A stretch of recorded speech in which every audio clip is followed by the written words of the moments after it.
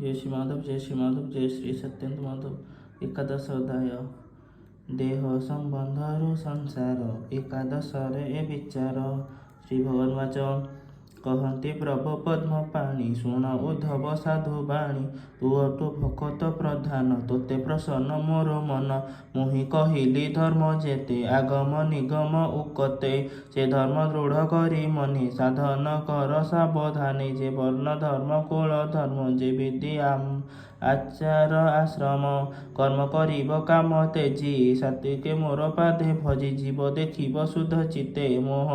गहन ए जगते आरंभ मान विपर्जय सर्वविकार मायामय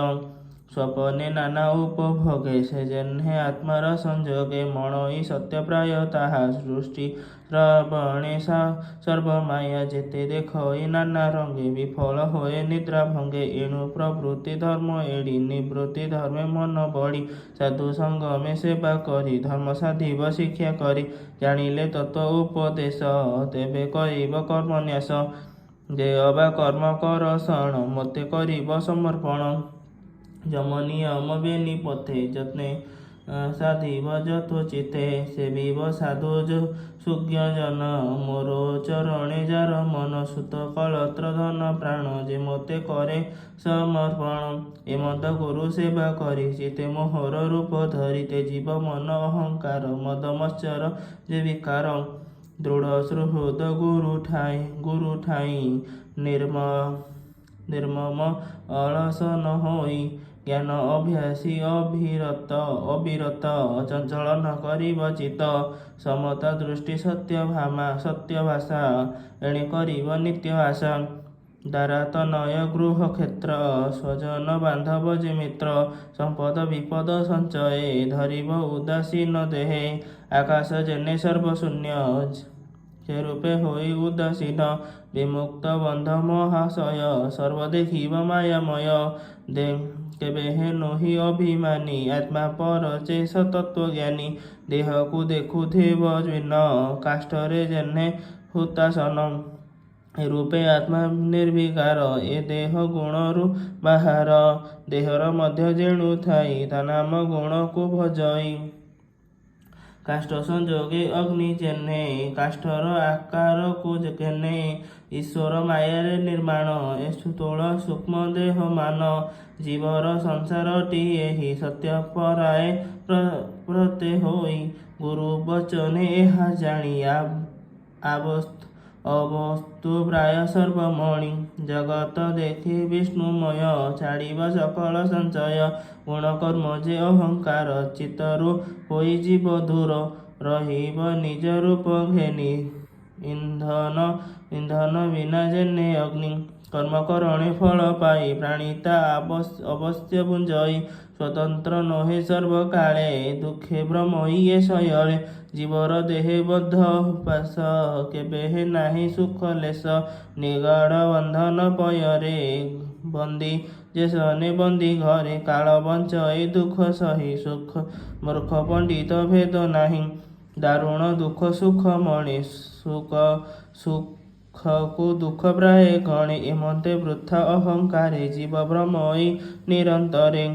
जे जेबे दुख सुख बुझे सम्मुखे मृत्यु संगे जुझे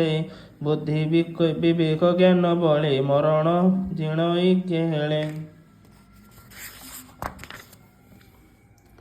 कर्मे प्राणीर सुख नाही केवल अनर्थटी सेहि एहा न बुझी मूढ़ जने तप करती फल कामे काहारी पूर्व पुण्य फले पद्यपि अर्थ काम मिले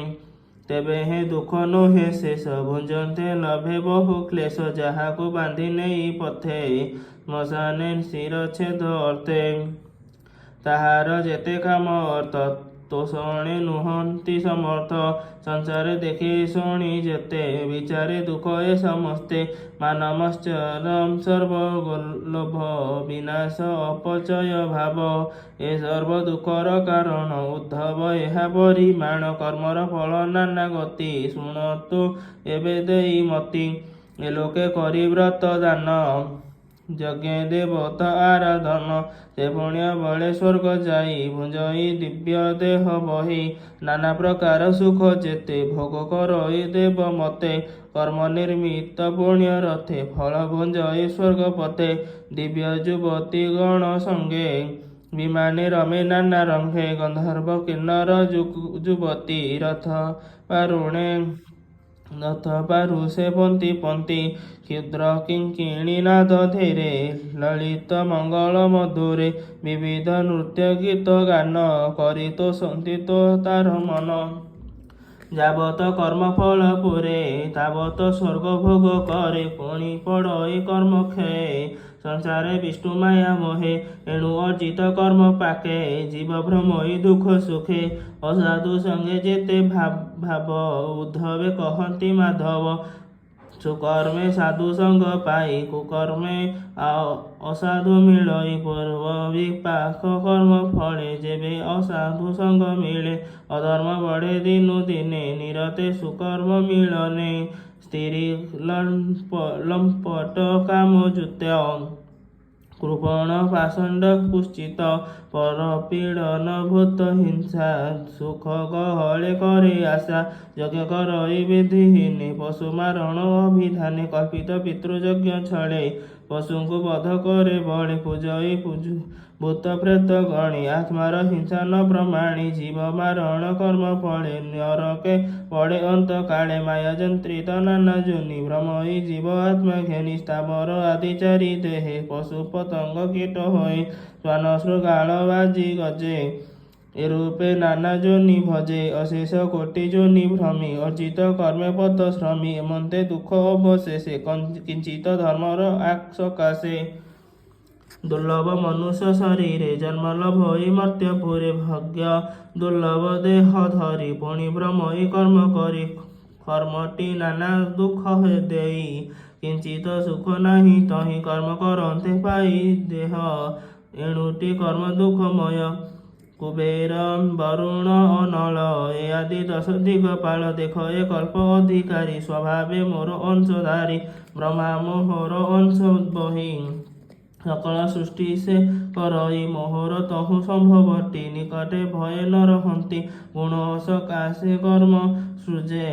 এণু বিষয় জীব ভুঞ্জে এণু এ জীব কর্মময়ে অকর্মে দণ্ডে হেন রহে যাবত বিষୟରେ রতি গুণে বিষম ভাবে শান্তি তাবত নানাবিধ রূপে জীব ভ্রমই মোহ কল্পে যাবত নানা ভাবে ছন্ন তাবত জীব পরাধীন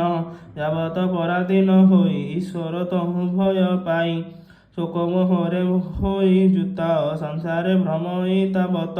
মায়ার বলে ক্ষোভ পান্তি নানা প্রকারে মতে চিন্তি অনেক ভ্রমে শ্রমে ফুটে কেবে হে মায়া তান টুটে এমতে গোবিন্দর বাণী উদ্ধব বলে তাহা শুনি প্রণাম করে কৃষ্ণ পাশে বলে আনন্দ গদ গদে উদ্ধববাচ শোণ হে প্রভু দামোদর ত্রিগুণে জাত এ শরীর জীব যে ଅଛି দেহ ମଧ୍ୟ ନିର୍ଲେପ পরম আনন্দে গুণে বন্ধন ନାହିଁ তার স্বভাবে নিত্য নিরাকার তার বন্ধন তিনি গুণে তুনাথ বলু কে কারণে কেমন্তে হয়ে তা বন্ধন কহ হে শ্রী মধুসূদন কিভাবে ধাই অন্তর্গতে সংসারে বিহরে কেমন্তে কেতে লক্ষণে তাহা জানি কেমন্তে ভুঞ্জে অনর পাণি কে রূপে প্রচরই জনে আসনে শয়নে গমনে তুনাথ মোর প্রাণপতি ভক্তবৎসল দাসরথী অচ্যুত অনন্ত মুরারি বলে কি পারে তোতে ধরি সংসারে বন্ধ মোক্ষ দুই কেমন্তে কল্পে তার দেহি এক অনেক অবা কেতে কহ গোবিন্দ সুধ চিতে মোহর চিতে ব্রহ্ম যেতে কহিলি তোহর অগ্রতে ମୋ ଘରେ ଜ୍ଞାନ ଦୀପ ଜାଳି ଅଜ୍ଞାନ ଖଣ୍ଡ ବନମାଳି ବୋଲଇ ବିପ୍ର ଜଗନ୍ନାଥ କୃଷ୍ଣ ଚରଣେ ଦେଇ ଚିତ ଉଦ୍ଧବ ପଚାରିଲେ ଯେତେ ଶ୍ରୀ ଏକାଦଶେ 10 ଭାଗବତେ ସୃଜନେ ଶୁଣ ଦେଇ ଚିତ ତୁମ୍ଭ ଭୃତ୍ୟଙ୍କର ଭୃତ୍ୟ इति श्रीमद्भगवते महापुराणे पारमहंस्यां एकादशस्कन्धे भवबुद्धसंवादे नाम एकादशोऽध्यायः। जय श्री माधव, जय श्री माधव, जय श्री सत्येंद्र माधव।